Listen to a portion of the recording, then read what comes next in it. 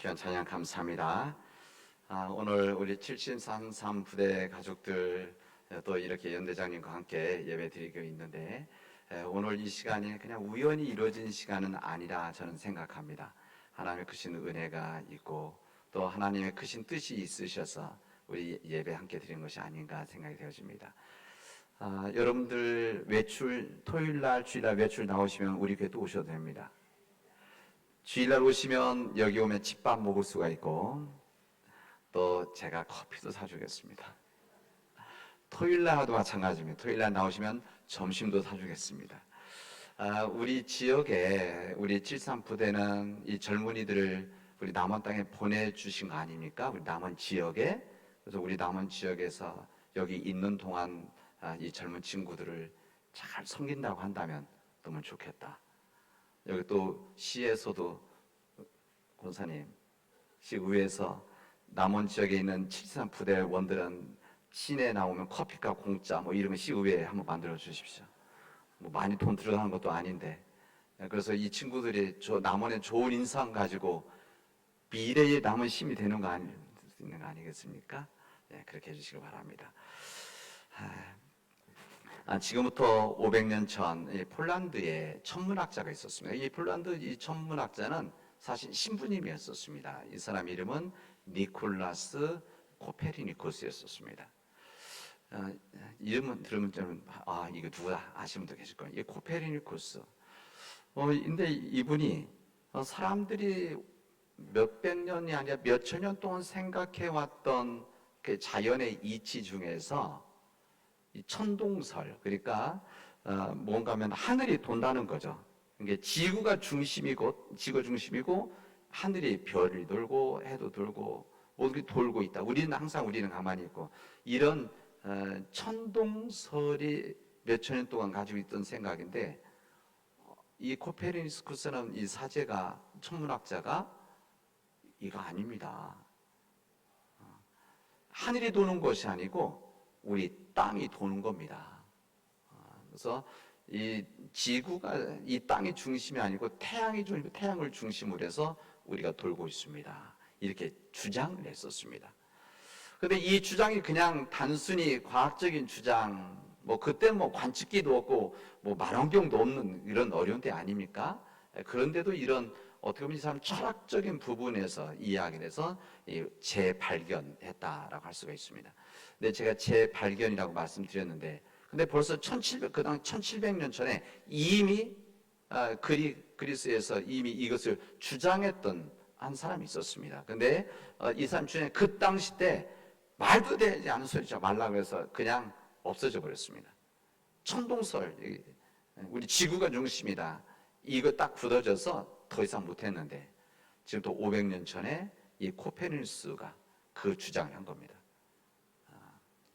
하늘이 도는 것이 아니라 우리 땅이 도는 겁니다. 지동설. 태양이 중심입니다. 태양 돕니다.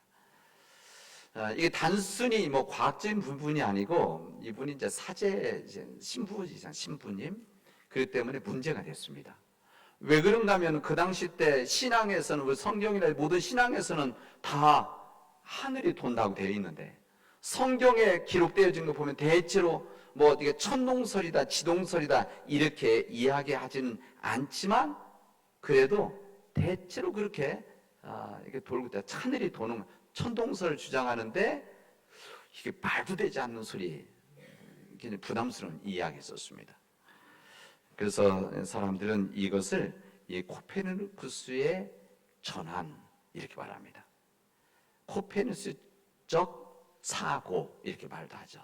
근데 영어에서는 이것을 이 코페르니쿠스 레볼루션이라고 하는 게 뭔가 혁명이죠. 우리는 전환이라고 표현을 쓰지만 영어로서 이것을 혁명이다. 이 코페르니쿠스적 혁명이다. 이렇게 이야기를 했습니다. 오늘 제가 이렇게 말씀드리는 이유는 이 코페르니쿠스적 전환이라고 하는 것은 이 하늘, 땅 이 문제만을 말하는 것이 아니라 지금도 우리에게는 이 코페르니쿠스적 전환이 있을 때만이 우리가 창조적인 삶을 살아갈 수 있다는 것을 우리에게 알려주시고 있기 때문에 그렇습니다. 여러분, 이 사고의 전환이라고 하는 것은 굉장히 중요한 부분 아니겠습니까? 여러분, 가장 쉽게 이해를 하면 이런 겁니다. 우리 지금 핸드폰들을 다 가지고 있고 다 쓰고 있는데, 지금은 아무 생각 없이 쓰고 있지만 지금부터 3, 40년 전만 하더라도, 뭐 오래된 역사가 아니다. 3, 40년만 하더라도 이 핸드폰, 지금 우리가 가지고 있는 이 스마트폰이나 핸드폰을 이렇게 사용하는 생각조차 못했었습니다. 여러분 아시죠? 그 당시 때는 전화기가 따로 있었습니다. 이 전화기, 일반 선 있는 전화기. 근데 거기에다가 이제 무선 전화기, 아마 여러분 기억하시면 모타롤라 전화기, 이렇게 큰 전화기. 그래서 이것을 가방에다 넣어 갖고 다녔습니다. 커서. 이게 그래도 야, 이런 게 있구나. 그랬었거든요. 그리고 여기 우리 젊은 친구들이 못 볼 수도 있는데 MP3 플레이라고 음악 듣는 거가 따로 있었습니다. 여기 40, 50대들은 이해를 하실 겁니다. 그리고 사진기가 있었죠. 이 사진기, 일반 필름 끼는 사진기였다가 그 당시 때 디지털 사진기여갖고 막 찍기만 하면 그냥 필름 없이 하는, 이것이 야, 대단하다 그랬는데 어느 날 애플에서 이것을 3개를 딱 묶어버린 겁니다. 전화기에다가 MP3 플레이어 음악 듣게 해주고 사진 찍게 해주고. 이거 처음 나왔을 때 세상이 놀랐으면 이럴 수가. 어떻게 전화기에서 음악도 듣고 전화기에서 사진도 찍나. 그리고 그 이후에 발전을 해서 이제 모든 이 컴퓨터 기능이 작은 전화기 안에 들어있습니다. 여러분, 컴퓨터 큰 거보다 노트북보다 전화가 더 비싼 거 아시죠? 이렇게 바뀌어 있습니다. 이런 것들이 우리 가장 가까운 데서 보면 이 코페르니쿠스적 전환이다 라고 할 수가 있습니다. 여러분, 이 코페르니쿠스 전환은 사회에서, 세상에서뿐만 아니라 우리 믿음에도 필요합니다. 우리 믿음에도 우리가 너무 오랫동안 굳어져 있던 신앙적인 내용들과 사고들이 우리에게도 있었고, 이런 부분들이 우리들을 때로는 자유를 주지 못한 일들이 참으로 많이 있었습니다. 그 붙잡혀서 산 것들이 많이 있었죠. 우리 예수님께서 이 땅에 오셨던 여러 목적이 있는데, 이 땅에 오셔서 우리에게 진리를 우리가 알려주시고 진리가 너희를 자유케 하리라 이렇게 말씀하셨는데, 이 주님께서는 어떻게 보면 그 당시에 이 코페르니쿠스 뭐 이런 표현을 안 썼지만 어떻게 보면 이런 사고의 전환, 생각의 전환, 삶의 전환, 믿음의 전환을 위해서 이 땅에 오신 분이 우리 예수님이시다라고 할 수가 있습니다.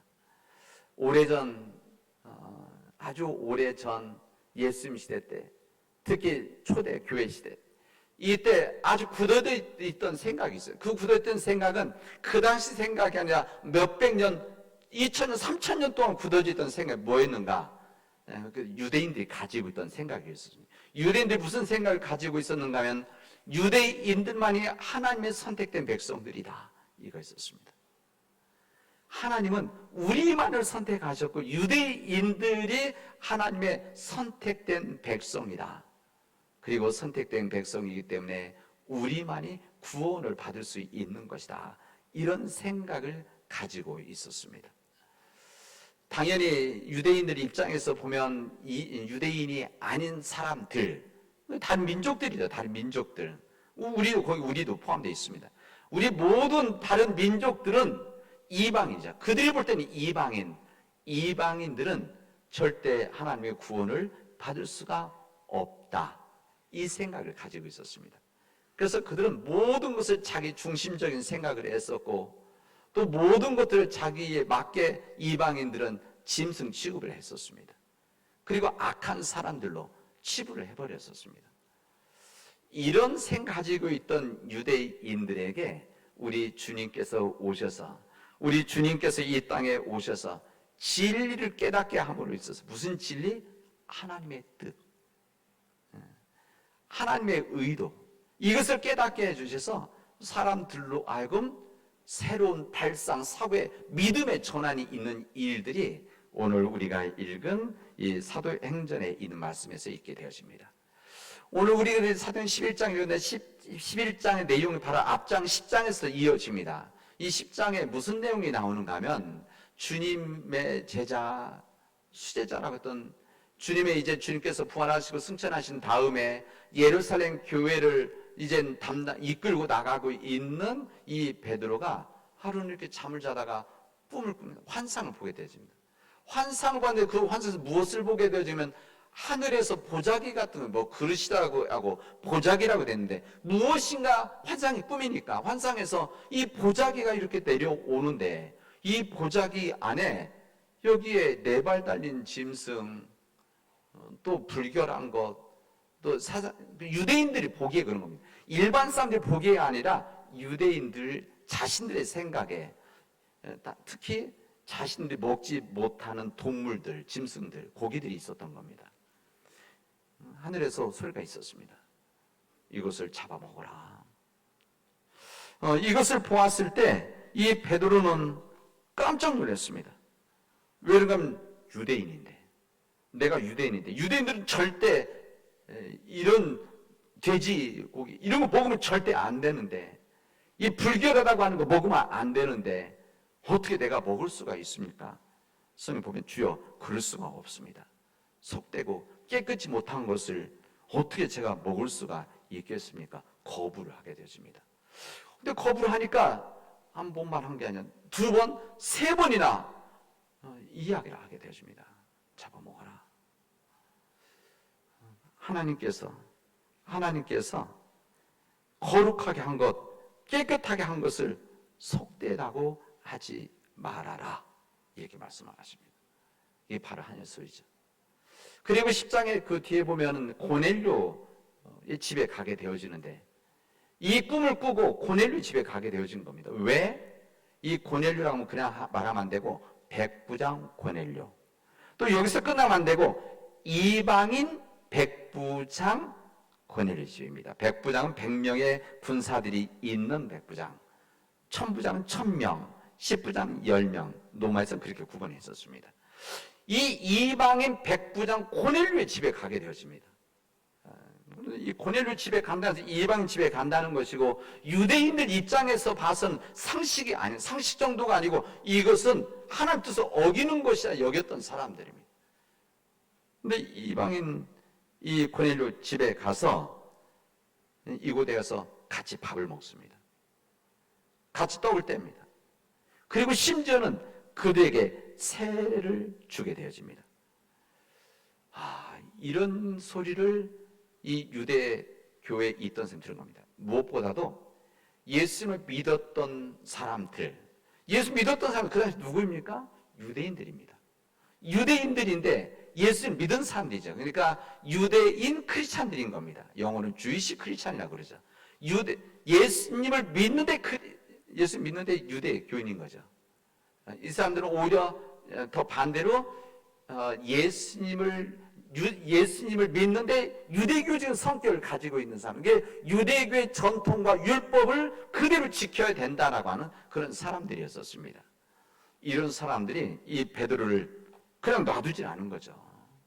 분노를 했습니다. 분노를 해서 이 사람이 베드로 공격하려고 했습니다.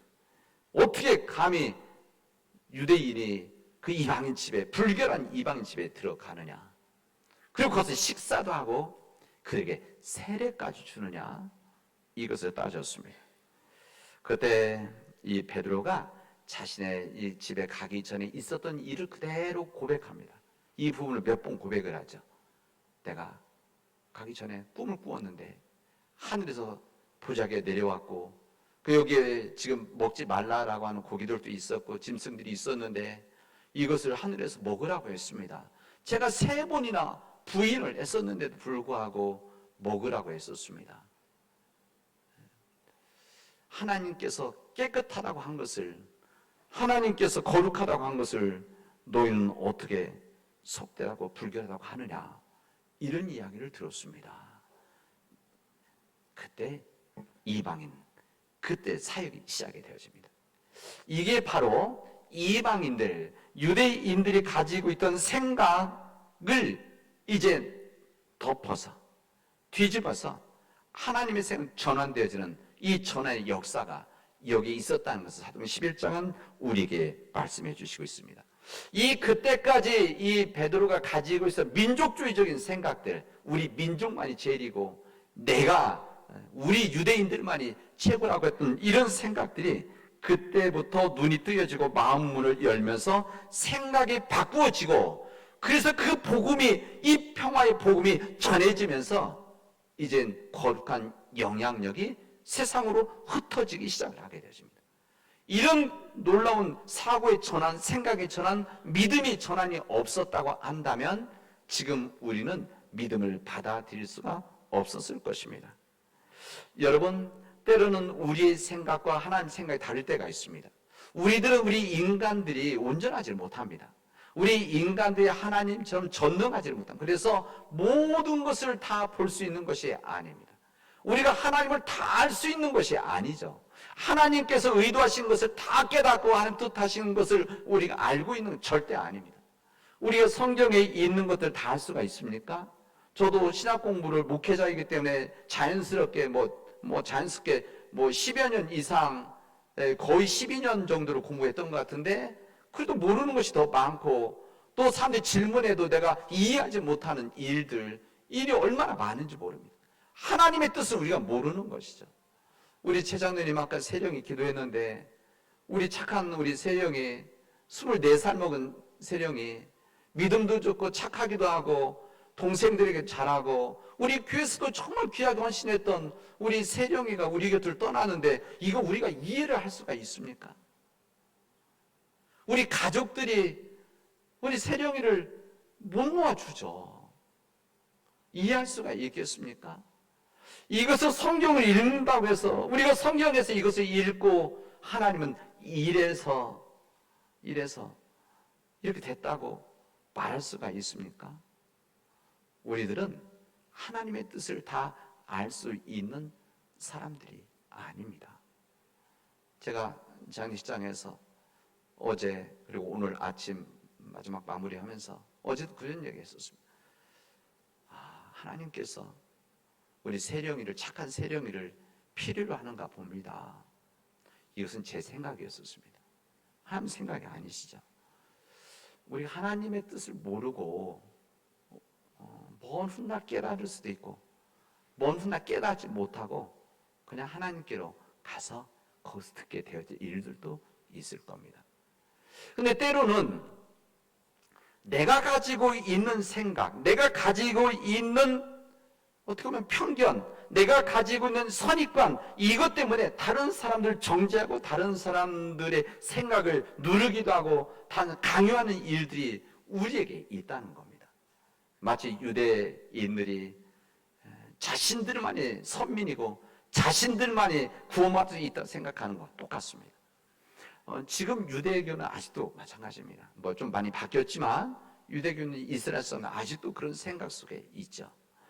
그런 이 세상의 사람들에게 하나님께서는 오늘 이 베드로의 이야기를 통해서 우리로 하여금 믿음의 사고의 전환이 있지 않고서는 우리가 온전한 삶을 살아갈 수가 있는 것이 아니라는 것을 우리에게 알려주십니다. 이 믿음과 전환의 이 사고의 전환이 있을 때에 우리에게 창조적인 역사가 우리 안에서 만들어지고 이루어지며 또 사람들에게 거룩한 영향력을 줄 수 있다는 것을 우리에게 말씀해 주십니다. 여러분, 우리의 생각과 하나님의 생각은 다릅니다. 하나님의 생각이 다르기 때문에 우리는 하나님의 생각 앞에 설 때마다 우리는 겸손하게 우리 자신들을 낮추고 겸손해지고, 또 우리가 다른 사람들을 생각해주고 다른 사람들의 생각이 다를지라도 그들을 배려해주고 존중해주고 때로는 그들을 불쌍히 여기는 그 마음을 가지고 우리 삶을 나누게 되어질 때, 이게 바로 평화의 삶이라는 것을 오늘 우리에게 말씀해 주십니다. 오늘 읽은 10장 마지막 그 11장 앞에 있는 본문의 앞에 보면은 이제 고넬료 집에 가서 이렇게 이야기합니다. 하나님은 사람의 외모를 보시는 분이 아니십니다. 외모는 뭡니까? 우리 눈으로 겉으로 보여지는 것, 겉으로 보고 판단하는 것, 겉으로 보고 나서 우리들이 결정하는 것, 이것을 하나님 보시는 분이 아니십니다. 우리가 사람의 외모를 보지 말라라고 하는 것은 그 사람이 가지고 있는 오래된 습성과 생각과 사고, 고집, 이런 것들이 포함되어 있는 말 아니겠습니까? 이것으로 사람을 판단하지 말아라. 하나님이 그렇게 판단하지 않으니까. 그리고 정말 그 사람이 생각하는 것이 무엇인지, 그 사람이 가지고 있는 보여지는 것 그 너머에 있는 것이 무엇인지를, 또 왜 그렇게 하는지 그 뿌리를 보고 그 사람을 생각해주고 배려해 줄 때, 그리고 함께 해줄 때, 불쌍히 여기게 될 때, 이게 바로 그 마지막 절에 나오는 평화의 복음이다. 이것을 우리에게 말씀해 주십니다. 우리 사랑하는 믿음의 교우 여러분, 우리 생각들, 우리 가지고 있는 마음들을 가지고 이 세상에 나가서, 우리 교회에서만이 아니라 여러분이 일하는 일터에서, 직장에서, 여러분이 일하는 모든 곳에서 오늘 주님의 말씀, 사람 외모로 보지 말라라고 하는, 편견을 갖지 말라라고 하는, 선입견을 갖지 말라라고 하는, 오히려 그들을 생각하고 배려해주는 그 마음이 있어야 된다는 것을 여러분 생각하시고, 내 중심의 삶이 아니라 우리 예수님이 그러하셨듯이 타자, 다른 사람들, 이웃들, 또 하나님을 믿지 않는 사람들, 하나님 믿지 않는 민족들, 때로는 우리는 적과 같이 여겨지는 사람들까지도 우리들이 불쌍히 여기고 우리가 품어낼 수 있는 평화의 사람들이 되어질 것을 주님 우리가 알려주신데, 이 믿음의 길을 걸어갈 수 있기를 바랍니다. 이것은 용기가 필요합니다. 우리가 그 믿음의 용기가 있을 때만이 나와 다른 사람들을 받아들일 수 있는 겁니다. 여러분, 틀린 것, 옳지 않은 것을 받아들이라는 것이 아니라 다른 생각이 있을 때 이것을 받아들이는 자들이 진정 평화의 사람이라고 하는 것을 우리에게 알려주십니다. 이 믿음의 삶을 살아가는 우리 사람 믿은 모든 교우들이 되어지를 주님의 이름으로 축원하겠습니다. 기도합시다.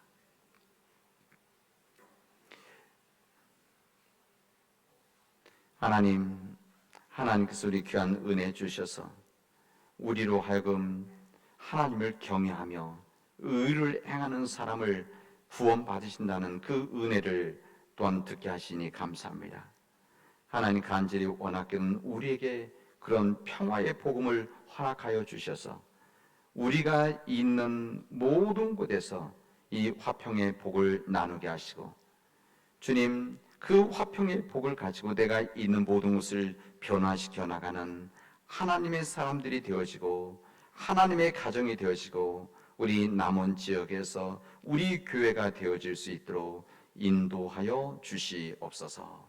하나님, 우리 민족에게 하나님께서 역사해 주셔서 이 땅에 진정한 평화를 허락해 주셔서 그 평화의 마음을 가지고 우리 북한에 있는 형제 자매들에게, 그리고 아시아 지역에 있는 어렵게 살아가는 힘든 그런 민족들에게 우리가 받은 사랑과 은혜를 나눌 수 있도록 인도하여 주시옵소서. 모든 말씀을 예수님의 이름으로 기도합니다. 아멘.